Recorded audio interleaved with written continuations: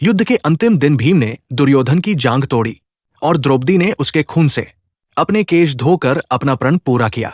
घायल दुर्योधन पीड़ा से वही तड़प रहा था, पर जिंदा था। उस समय कृपाचार्य, कृतवर्मा, अश्वत्थामा तीनों ही उसके आसपास थे। वो दुर्योधन की ऐसी दशा देख नहीं पा रहे थे।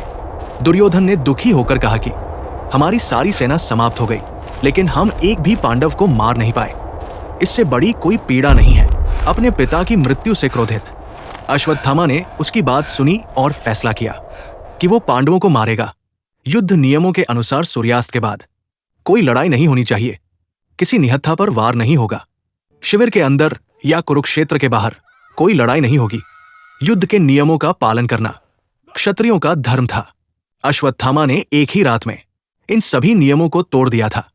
रात के समय उन्होंने कौरव सेना के शेष योद्धाओं के साथ पांडव शिविर पर हमला किया। पूरा शिविर सो रहा था, लेकिन उस समय पांडव वहां नहीं थे। अश्वत्थामा ने सोते हुए पांचों पांडवों के धोखे में द्रौपदी के 5 पुत्रों धृष्टद्युम्न और शिखंडी को मार दिया। उसने पूरे पांडव के शिविर को भी जला दिया, जहां कई सैनिक, बच्चे और महिलाएं सो रहे थे। ये सब नीति विरुद्ध कार्य थे, क्योंकि उस समय युद्ध बंद हो चुका था। जब ये बात को पता चली तो वे क्रोधित हो गए। पुत्रों की हत्या से दुखी द्रौपदी का विलाप सुनकर अर्जुन ने अश्वत्थामा का सिर काटने की प्रतिज्ञा की। अर्जुन की प्रतिज्ञा सुन अश्वत्थामा भाग निकला। श्री कृष्ण को सारथी बनाकर अर्जुन ने उसका पीछा किया। अश्वत्थामा को कहीं भी सुरक्षा नहीं मिली, तो डरकर उसने अर्जुन पर ब्रह्मास्त्र चला दिया।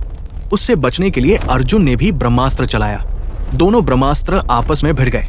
ब्रह्मास्त्रों की अग्नि से जब तीनों लोग प्रभावित होने लगे, तब महर्षि वेदव्यास के कहने पर अर्जुन ने अपना ब्रह्मास्त्र वापस लौटा लिया। लेकिन अश्वत्थामा ब्रह्मास्त्र लौटाना नहीं जानता था। तब उन्होंने अपने अस्त्र की दिशा बदलकर अभिमन्यु की पत्नी उत्तरा के गर्भ की ओर कर दी। उसकी ऐसी हिम्मत देखकर कृष्ण क्रोधित हो गए। उन्होंने अश्वत्थामा को वो दंड दिया जो दुर्योधन, शकुनी और दुशासन को भी नहीं दिया गया था। कृष्ण ने अश्वत्थामा को श्राप दिया, तुम हजारों वर्षों तक पृथ्वी पर भटकते रहोगे।